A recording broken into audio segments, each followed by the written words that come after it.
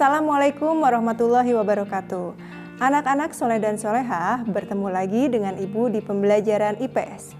Pada pertemuan hari ini kita akan membahas materi tentang pengaruh interaksi sosial terhadap pembentukan lembaga sosial. Tapi sebelumnya mari kita membaca bismillah bersama-sama.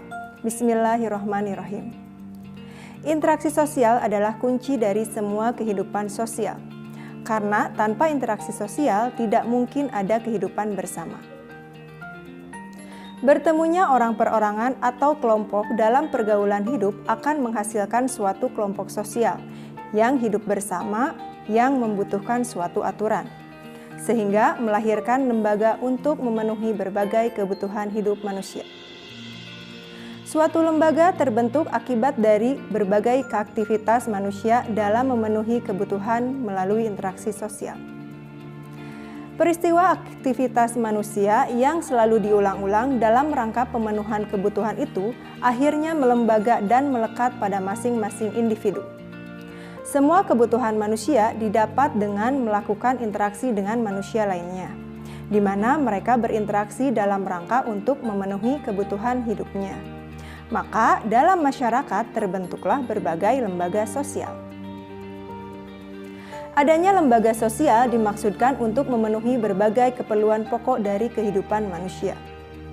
Interaksi sosial berpengaruh besar terhadap terbentuknya lembaga sosial masyarakat yang bersangkutan. Melalui interaksi sosial, manusia saling bekerja sama, menghargai, menghormati, hidup rukun, dan gotong royong. Sikap-sikap tersebut mampu menciptakan keteraturan dan ketertiban dalam kehidupan bermasyarakat yang mendorong munculnya lembaga sosial. Nah, sekarang Ibu akan menjelaskan pengertian lembaga sosial. Apabila kamu perhatikan kegiatan yang dilakukan oleh manusia yang ada di sekitar tempat kamu tinggal, dari pagi sampai sore. Mereka sibuk bekerja, berdagang, ke sekolah, ke sawah, atau ke laut. Kesibukan itu tentu saja mempunyai tujuan yang ingin dicapai. Tahukah kamu apa tujuannya? Tentu jawabannya tergantung dari masing-masing orang. Tetapi pada dasarnya mereka semua ingin memenuhi kebutuhan hidupnya. Akan tetapi manusia tidak mampu melakukan aktivitasnya sendiri dalam memenuhi semua kebutuhan hidupnya. Dalam rangka memenuhi kebutuhan itu, manusia harus melakukan interaksi dengan orang lain, baik secara individu maupun secara berkelompok.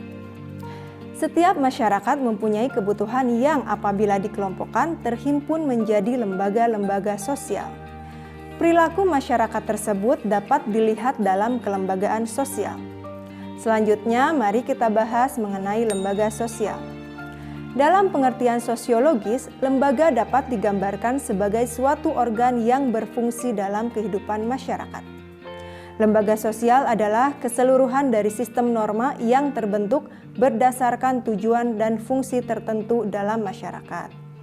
Dapat juga dikatakan bahwa lembaga sosial merupakan himpunan norma-norma yang berhubungan dengan kebutuhan pokok dalam masyarakat.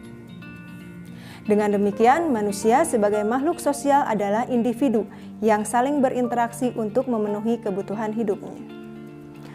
Oleh karena itu, diperlukan sesuatu yang dapat mengatur perilaku manusia dan memenuhi kebutuhan hidup di masyarakat.